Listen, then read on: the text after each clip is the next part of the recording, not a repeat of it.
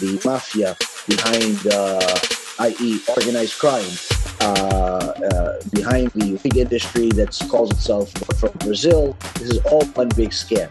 There is no such thing as a kosher wig. You have a wig in your house, you have something that was used as a sacrifice in your house. אין מצב כזה, המקומיים בברזיל לא נותנים לראות את השיער מאיפה ששגרו אותם אותם.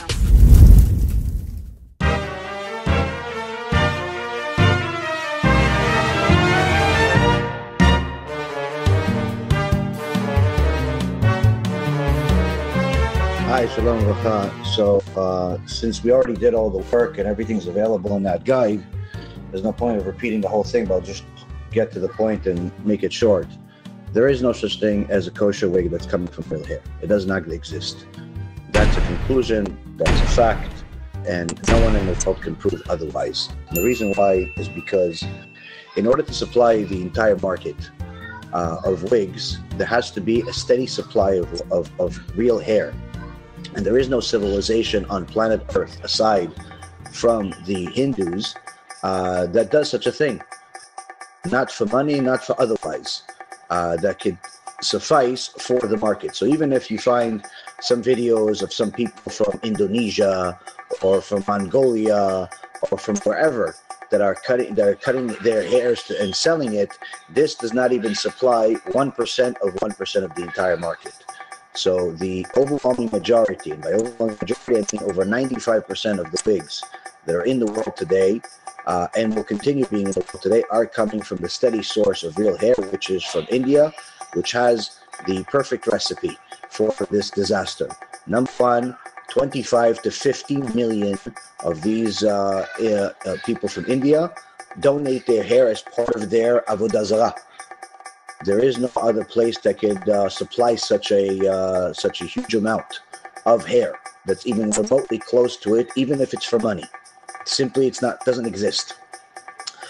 So 25 to 50 million are donating their hair as part of their idolatry. But that also means, even if somebody would say, no, we got the people from Brazil, which will never happen. We got the people from wherever that are selling their hair, that will suffice, let's say at best case scenario, for 1 year to supply the market. But that means that market from, I don't know, let's just say all of the women in Brazil shaved their head, okay? Even if all of them shaved their head, everybody became bald for a year, okay? But they're going to stay bald for another 10 to 15 years before they're able to sell another wig again, meaning that even if somebody found another source, that source dies out after 1 year and is no longer able to supply the market for another 15 years or so. Which is the reason why India is the perfect recipe, because since it's their religion, they have a steady stream of people that are doing it, and they also have the population. So even after those 25 to 50 million people are donating their hair, and they need another 10 to 15 years to supply again, there is another 25 to 50 million the following year, and then another one the following year, and the following year, and the following year, because they have 1.5 billion people. So they have more than enough to supply the market in perpetuity. So that's number one. Number two, any of the wigs that are saying they come from Brazil, they come from Mongolia, they come from wherever, all these different strange places, that's just a trade secret that unfortunately people that are not in the business world are not familiar with. Anytime you transfer goods from one place to another, let's say I transfer a shirt from China to Italy. If I add another thread to that shirt, I can now say that the shirt is made in Italy. The same concept goes with the wigs. Once I transfer it from India to wherever I transfer it, if I add one string into that wig, I can officially say it comes from that new country, even though the truth is it's obviously coming from India. So that's why it says different places. Third, in the rare cases that they do supply hair from other places, it doesn't sell because the quality of the hair, which is the third recipe for the disaster, the quality of the hair, Remy hair, exists in India. It does not. It's not the same in China or any else in the world. They have a very, very unique hair in India that is in essence the best quality hair for these types of things. And the hair in China is simply not a good hair. No fun it. Now, in the rare cases where somebody decides I'm going to buy from China anyway, they should know that they're still buying it from dead people, because Chinese people do not shave their long hair to sell it for money.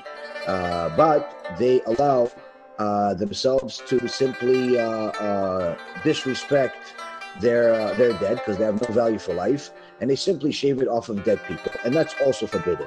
So whether it's coming from the dead people, if it's coming from idolatry with different types of trade secrets, the reality is it is impossible, 100% impossible, to ever say that the kosher wig market is legitimately kosher. It's all a fraud. It's the biggest scam in the world, and unfortunately, it's just not possible. Now, in the case where a woman says, no, I have a friend that wants to donate her hair. Fine, you'll have to find 3 friends, because each wig requires 3 heads, not 1 head. So this makes it a very, very difficult proposition, difficult situation, and especially when you look at it as a market situation, it's impossible to supply the market. You can supply case-by-case basis. Let's say one woman wants to shave her own head and put it back on her head, or one woman has 3, women that are willing to shave their head and make her a wig, and that's going to last a few years. Yeah, you have rare cases, but you cannot supply a market with this. You cannot supply stores. You cannot even supply a neighborhood. And these are all facts. These are not speculations. I remember I wasn't born a rabbi. I was in the markets for nearly 2 decades. I know everything about the markets and how they work. These 2 companies have a huge opportunity. There are only 2 companies in an entire sector.